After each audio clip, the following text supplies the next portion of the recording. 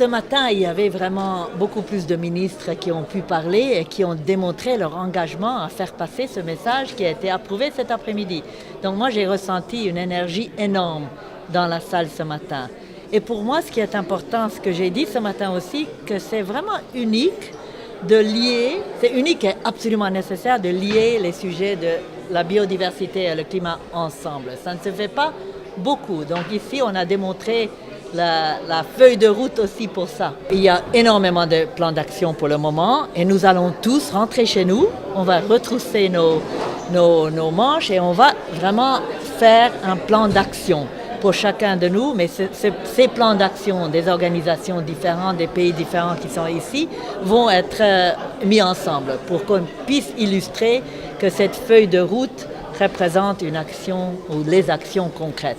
Je crois que c'était vraiment d'aller au-delà des idées, d'aller vraiment vers l'action.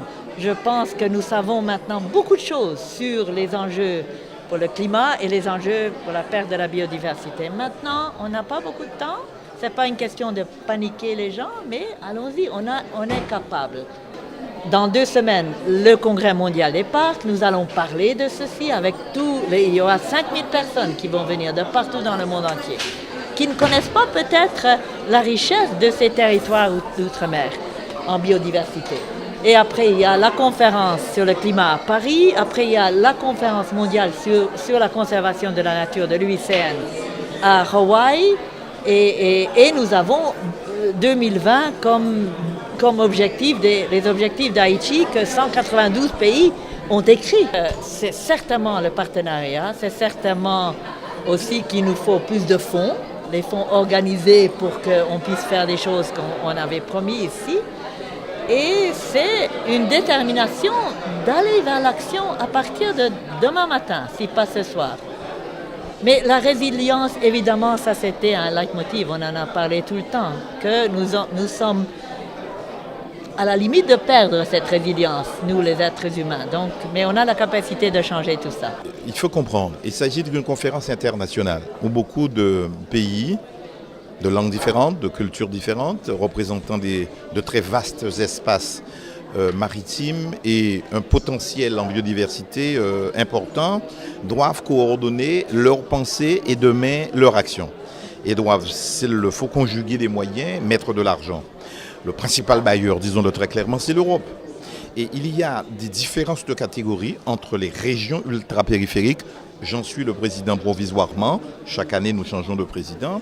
Et puis les PTOM, les pays et territoires d'outre-mer, qui ont aussi leur intérêt, mais qui ne sont pas intégrés à l'Europe, qui en profitent, mais un peu moins, parce qu'ils ont souhaité rester un peu, disons, en périphérie. Bon, il faut concilier les choses. Vous avez des Européens, Madère, Açores, Canaries, qui nous disent attention, il faut éviter de mêler tout ça dans une même catégorie, parce que demain, on peut demander à avoir le même statut que nous, donc voir nos enveloppes diminuer. Effectivement, vous n'entendez pas ça dans la conférence. C'est réservé aux discussions de couloir. Moi, je dis clairement les choses. Il fallait donc trouver un équilibre. C'est pourquoi j'ai félicité l'UICN sur ce subtil équilibre entre politique et militants, entre territoires RUP et PTOM. Et on est arrivé, c'est vrai, à une déclaration qui aurait pu ne pas se faire. Donc ça veut dire qu'il a fallu de la diplomatie, de l'efficacité pour arriver à cet équilibre. Et de quoi s'agit-il ?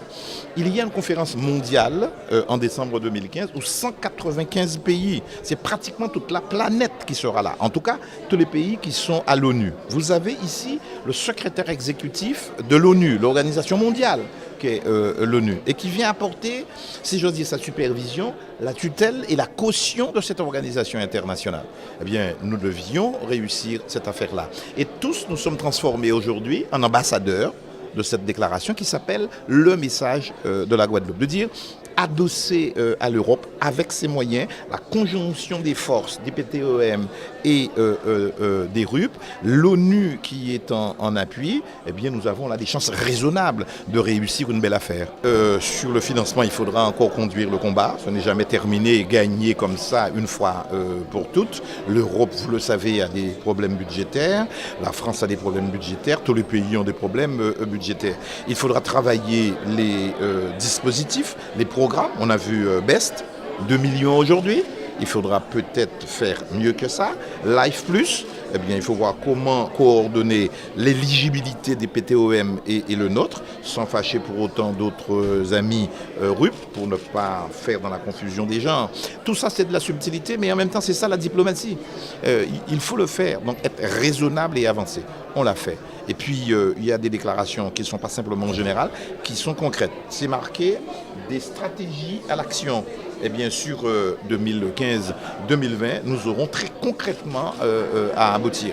Et nous avons tenu à illustrer ce qui est possible par ce que fait la région Guadeloupe. Nous sommes déjà à 24% du mix énergétique de la Guadeloupe. Si on nous donne les moyens, nous pourrons atteindre les 50%, même si c'est terriblement ambitieux. 50% en 2030. Bon, en 2020, pardon. Donc dans 5 ans, faut-il encore, à marche forcée, que tous ensemble nous nous y mettions, y compris vous, le citoyen, les institutions, les collectivités. Bref, on peut réussir si il y a cet entêtement-là.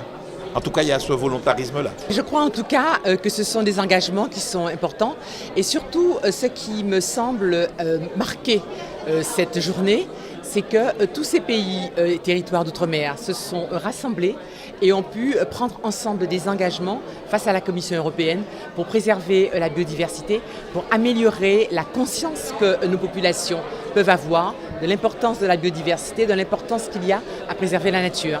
Par conséquent, on ne s'était pas suffisamment rendu compte de ce qu'une grande partie, l'essentiel de la biodiversité européenne est dans les Outre-mer. Quand j'étais jeune, par exemple, tout ce qui était mangrove, on regardait ça avec une forme de mépris, alors que tout cela, ce sont des écosystèmes qui sont fragiles et qui sont importants, non seulement pour la vie dans les départements et territoires d'outre-mer, mais aussi pour la planète en général. Donc là, nous avons des engagements et il me semble qu'il nous appartient de nous responsabiliser, de nous dire qu'il faut que la nature, nous en prenions soin, qu'il faut que nous essayions de ne pas détruire les grands équilibres, parce que si nous ne faisons pas ce qu'il faut, eh bien la nature, après, elle se venge et nous avons un certain nombre d'inconvénients à supporter. Donc là, on a des engagements qui sont des engagements raisonnables, avec des coûts raisonnables, une écologie qui n'est pas punitive, qui est une écologie de responsabilité, et j'espère que tous les habitants de la Guadeloupe, ou plus largement les habitants des pays et territoires d'outre-mer, se rendront compte qu'ils ont souvent intérêt à se rappeler un certain nombre de manières de fonctionner qu'avaient nos anciens, qui respectaient la nature. Et là, aujourd'hui, si nous voulons transmettre à nos enfants un monde qui soit un monde dans lequel il fait bon vivre, eh bien, nous sommes tous concernés par le respect de la nature et donc par l'écologie. On a dans la biodiversité des Outre-mer à la fois des atouts considérables et en même temps une grande fragilité. Et la déclaration de la Guadeloupe donne une feuille de route et des listes d'actions concrètes à laquelle je vais veiller tout particulièrement à leur application et notamment les échanges de connaissances, de recherche sur la biodiversité dans les Outre-mer.